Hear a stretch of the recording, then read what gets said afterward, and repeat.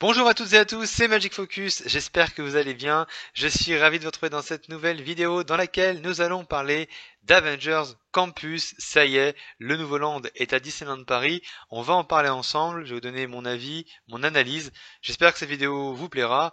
Alors c'est parti pour l'Avengers Campus. N'hésitez pas, si vous souhaitez justement parler de l'Avengers Campus et de toute l'actualité de Disneyland Paris, à rejoindre le Discord du Royaume des Passionnés. C'est en barre d'infos, c'est gratuit. Je vous y attends avec plaisir, on parle vraiment de plein de choses, alors n'hésitez pas. Avengers Campus, enfin, enfin le land est là. Avengers Campus qui donc est le tout premier pas du plan d'expansion du Walt Disney Studios. Si on si on prend pas en compte le Cars Road Trip, donc voilà, Avengers Campus, c'est vraiment le premier land qui marque donc ce plan d'expansion qui avait été annoncé en 2018. Alors qu'est-ce que je pense de ce nouvel univers qui est arrivé au Walt Disney Studios? Eh bien, c'est un land qui est frais, c'est un land qui est moderne, c'est un land qui est immersif et en plus qui est détaillé. C'est en fait, je trouve vraiment de ce que j'ai pu voir, une belle réalisation visuelle d'une part, mais aussi artistique, avec une articulation et un aménagement qui est plutôt intelligent. Il y a une cohérence malgré finalement le peu d'espace justement du land. Moi j'apprécie énormément justement le côté industriel ancien qui va avec une transition douce, finalement, et de manière très naturelle, aller vers un côté plus moderne et futuriste. C'est un land qui va vraiment se rapprocher, je trouve, des créations qu'on a au parc Disneyland. Alors, c'est en dessous, évidemment, mais dans le principe, ça s'en rapproche. Et puis, bah, l'avantage, c'est que c'est quand même dans l'air du temps. Et ça fait du bien d'avoir quelque chose vraiment plus moderne de manière générale. Ça fait vraiment du bien à la destination. La licence aussi Avengers Campus est ici finalement qu'un prétexte à une création artistique de Walt Disney Imagineering avec une backstory qui est propre. Souvent on critique les licences, etc. Là, la licence est parfaitement bien utilisée parce que finalement, bah, Imagineering a inventé tout simplement bah, son histoire. D'ailleurs, j'aime beaucoup que Avengers Campus finalement va surprendre, c'est-à-dire que quand on pense à Marvel, à Avengers, on pense à New York, on pense à ce genre de cadre, alors que là on a vraiment quelque chose de très différent et je trouve ça très intéressant. En plus, ça met le visiteur au cœur de l'expérience puisque on est des potentiels recrues nous aussi et ça c'est vraiment intéressant.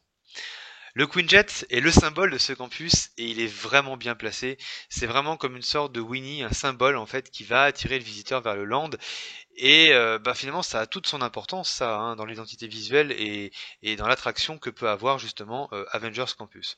Pour moi, la disposition en fait du land est au final une qualité immersive et la taille n'est pas tant un problème que ça, hein, parce que la petite taille d'Avengers Campus à Paris, ça permet à mon avis de créer un sentiment plus intimiste, ce qui n'est finalement pas plus mal. On est vraiment là dans une bulle immersive et ça c'est vraiment génial parce que voilà, l'immersion, on en avait besoin dans ce parc. Également, on se rend compte que de nuit, le land bénéficie vraiment d'une réalisation incroyable en termes de mise en lumière. Et si je devais comparer finalement à California Adventure, je dirais que notre land est clairement au-dessus. Plus beau, c'est un land qui est plus dans les finitions, c'est un land qui est plus optimisé et ouais qui globalement est clairement au-dessus. Voilà, c'est vraiment un univers immersif et même quand on n'aime pas Marvel ou quand on connaît pas Marvel, c'est un land qui fonctionne parce qu'on a là finalement l'art d'imagineering de raconter des histoires et d'avoir une immersion suffisamment captivante, suffisamment robuste et intéressante pour qu'on puisse adhérer à cet univers et qu'on puisse entrer dedans. Et ça vraiment c'est top. Il y a longtemps qu'on n'avait quand même pas vu ça à ce point-là à Disneyland Paris, même si ce n'est pas le land le plus incroyable non plus du resort et que ça sera sûrement l'un des moins intéressants de l'expansion, c'est quand même à souligner que bah voilà, on est vraiment dans quelque chose qui relève le niveau par rapport justement au storytelling depuis le temps qu'on attend ça pareil au niveau de l'immersion. Donc c'est un land qui pour moi est très beau, très intéressant. Alors au niveau de son contenu, je vais d'abord vous parler des attractions. Il y en a trois pour moi, des attractions dans ce land. Il y a évidemment Web Adventure, donc c'est une attraction interactive. Donc c'est pas quelque chose d'incroyable dans le sens où c'est une attraction qu'on peut retrouver dans d'autres parcs. Euh, Il n'y a pas de grosses inventions technologiques, mis à part le fait que bah là finalement on n'a pas de pistolet comme dans Toy Story Mania. Le pistolet c'est nos bras, c'est nos mains. on peut tirer d'étoiles comme le ferait Spider-Man, et ça faut s'imaginer dans la tête d'un enfant, c'est juste génial parce qu'on peut être à son tour être Spider-Man pour sauver le campus et éviter que les Spider-Bots se répliquent. J'aime toute la storyline qui est mise justement autour de cette attraction et de la backstory aussi. J'aime voilà le côté vraiment très très fun, très moderne aussi hein, finalement de l'environnement proposé. Et la storyline, même si elle est simple, elle reste quand même efficace. Et puis, bah, une attraction interactive comme ça, Disneyland Paris, on n'en a pas 15 000. Hein, on a Buzz en attraction interactive, mais là, du coup, bah, comme on n'a pas eu Toy Story Mania, finalement, c'est une évolution de Toy Story Mania qu'on a du coup à disposition à Disneyland Paris. Et c'est pas plus mal, puisque c'est vrai que Spider-Man a souffert un petit peu disons, de la comparaison avec Toy Story Mania aux États-Unis, chose qui du coup bah, ne peut pas se faire à Disneyland Paris, et ça c'est plutôt un avantage. Donc d'un côté, une attraction familiale interactive qui fonctionne a priori plutôt bien, les visiteurs sont assez contents. Je pense qu'il y a, voilà, on passe vraiment de bons moments et puis voilà, les Spider Boats, etc. Ça crée un univers attachant et très vite familial et voilà, c'est quelque chose de très intéressant par rapport à ça. Il y a le coaster Flight Force. Enfin le retour d'un coaster à Disneyland Paris de grande envergure parce que ça manquait quand même hein, voilà au studio.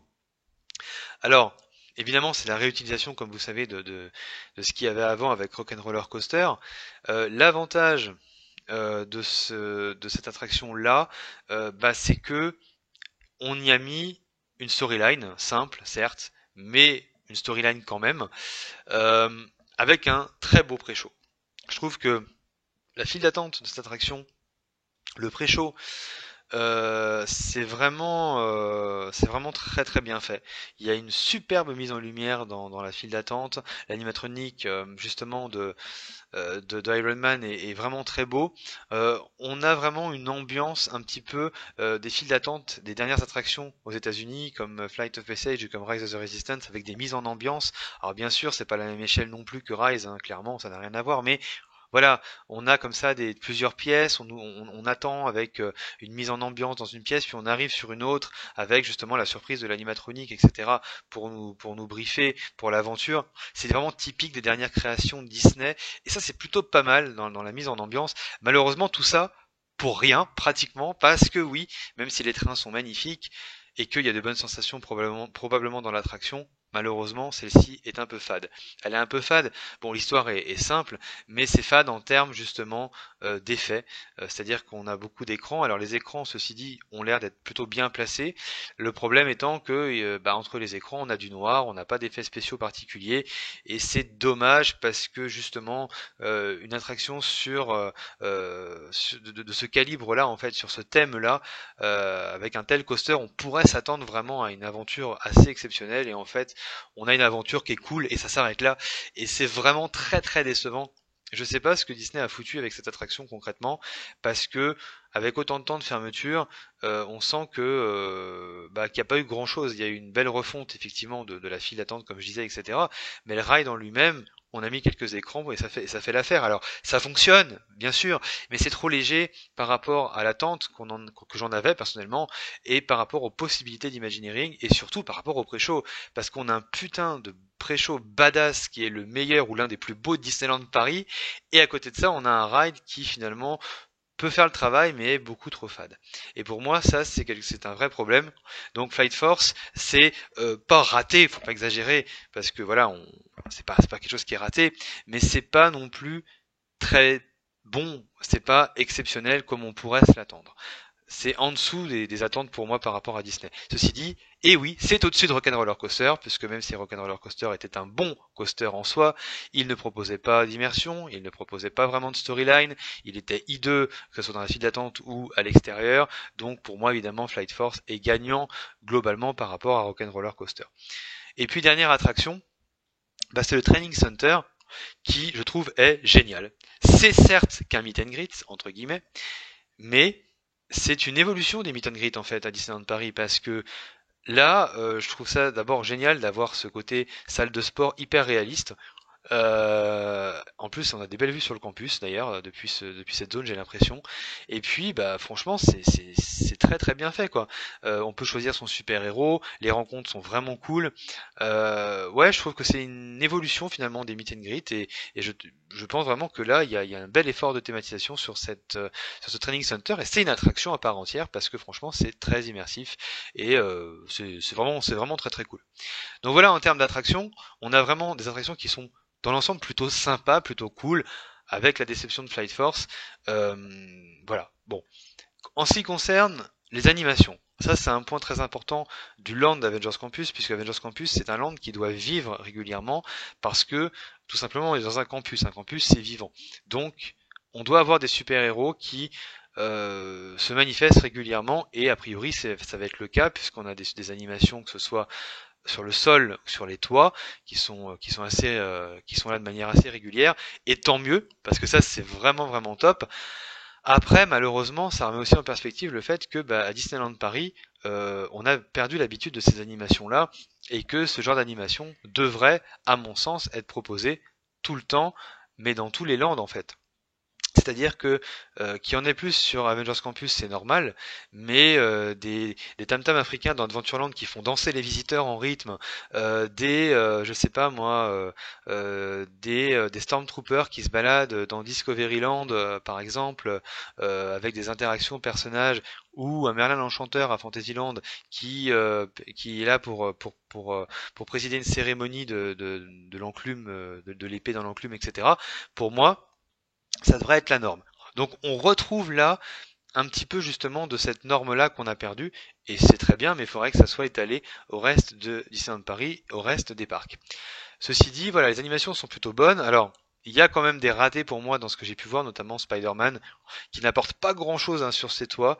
Oui, on voit Spider-Man, c'est cool, mais en fait, à part faire des deux trois figures, il n'y a rien d'intéressant. Clairement, on sent qu'il manque le Stuntronic. Alors évidemment, le visiteur qui ne connaît pas l'existence du Stuntronic ne pourra pas s'en rendre compte, mais c'est honteux, Disneyland Paris, mais vraiment honteux de ne pas proposer ce Stuntronic. C'est une manière de dépasser les attentes. C'est en plus une innovation qui est quand même technologique et que voilà, on sait très bien que les parcs Disney, et ça date de Walt Disney lui-même, le storytelling est aussi lié à une évolution de la technologie. Plus la technologie est avancée, et plus on va le mettre à profit pour raconter des histoires. Là, ils l'ont pas fait, et c'est dommage. Alors, est-ce que ça viendra plus tard? J'espère. Bon, personnellement, j'y crois pas. Mais voilà, ça, c'est un vrai problème de pas avoir le Stuntronic, parce que ça dépasse les attentes. Ça dure peut-être que quelques secondes, mais ça dépasse les attentes, et c'est ridicule d'avoir un Spider-Man qui s'ennuie sur ses toits. Bon, ceci dit, c'est peut-être la seule animation qui est un petit peu ratée parce que les autres sont qualitatives. J'apprécie vraiment dans l'ensemble, en tout cas, ce qui est mis en place par rapport à ça. Les Dora Milaje, etc. Je trouve ça vraiment, vraiment, vraiment sympa. De même que la voiture des Avengers aussi, parce que la voiture des Avengers, c'est une belle exclusivité à Disneyland Paris. Ça fonctionne bien, elle est très belle cette voiture. Donc ça, c'est vraiment, vraiment génial. Et puis Friday. On va quand même parler de Friday. Parce que Friday, c'est le cœur, le cerveau, le poumon, tout ce que vous voulez. C'est un organe vital d'Avengers Campus à Disneyland Paris. C'est une très bonne idée d'avoir intégré cette intelligence artificielle dans la magnifique façade de Flight Force. Et ça, c'est génial. Parce que ça va cimenter tout le dynamisme du land, en fait. Et c'est excellent, c'est vraiment excellent. Je pense que c'est l'une des plus belles surprises en fait de cet Avengers Campus Friday parce que vraiment tout est rythmé avec cette voix. C'est un peu futuriste en plus, donc c'est vraiment bien. Je pense que ça fonctionne très bien sur place et ça va plaire beaucoup aux visiteurs. À coup sûr, ça c'est la très très bonne idée et finalement c'est vrai qu'on n'a pas le Stuntronic mais on gagne quand même à avoir cette intelligence artificielle qui est Friday et qui est vraiment le cœur d'Avengers Campus pour moi dans le rythme que ça va donner justement Hollande. Ensuite en termes de restaurant, pareil, je suis assez agréablement surpris de ce qu'ils proposent. Déjà parce que on retrouve là un peu le food qu'on peut trouver aux États-Unis, c'est-à-dire que c'est un food qui est beaucoup plus varié, c'est un food qui est en accord avec avec les lieux et surtout qui a des touches de thématisation qui vont renforcer l'immersion. Je veux dire les hot dogs par exemple qu'on trouve dans le land, voilà, vont avoir des cartons en rapport avec Avengers Campus. On va trouver dans les soupes qui sont vendues des légumes qui sont taillés en W, en E et en B en référence à Web. Et j'en passe, des détails comme ça, il y en a pas mal. Et ça, c'est cool, parce que ça donne une appartenance justement au lieu, et ça renforce la thématisation, ça renforce l'immersion. Disney, c'est juste que dans la bouffe, en fait. Et ça, on commence à l'avoir un peu sur le parc Disneyland depuis quelques temps, mais là, c'est clairement d'un niveau au-dessus, justement, sur Avengers Campus. Et ça, c'est vraiment, vraiment top. Il y a une belle variété, je trouve, là, de mets et de nourriture à tester. Donc ça c'est très très très très bien, que ce soit au niveau des food trucks ou au niveau du super diner par exemple. Après, les restaurants aussi qui sont proposés à table, on va dire, enfin à table, où on peut rentrer dedans pour pouvoir manger, parce que c'est pas forcément des services à table.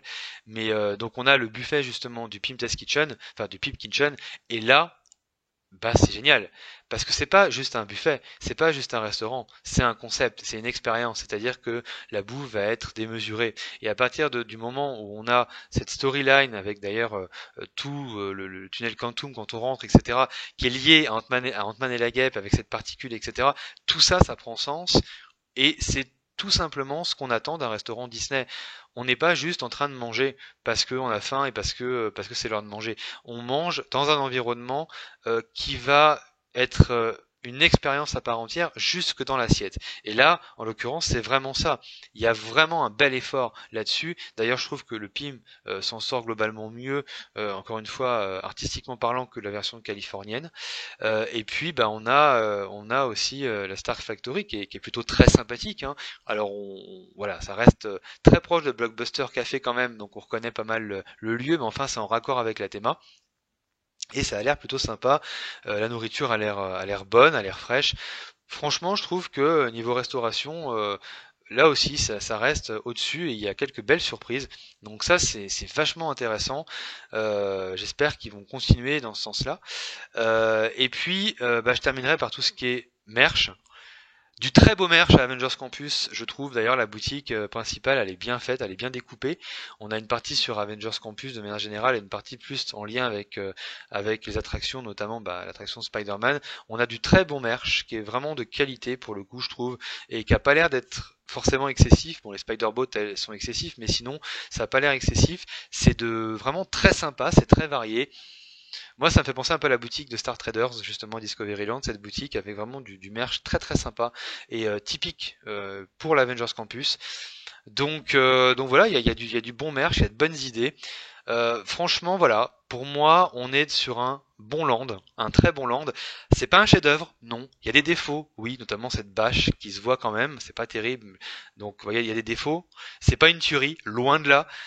Faut pas non plus exagérer. Je pense qu'il y a des fois où certains exagèrent parce qu'il y a l'euphorie de la nouveauté.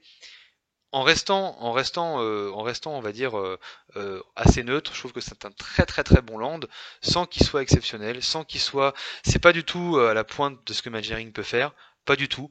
Par contre, c'est vrai, enfin en termes de technologie surtout. Par contre, c'est vrai que voilà, on a un bel environnement qui est cohérent, qui est quand même créatif, qui est immersif, qui est sympa, qui est moderne, qui est frais, qui est beau. La nuit, c'est une tuerie ce land et ça c'est vraiment le gros plus avec Friday.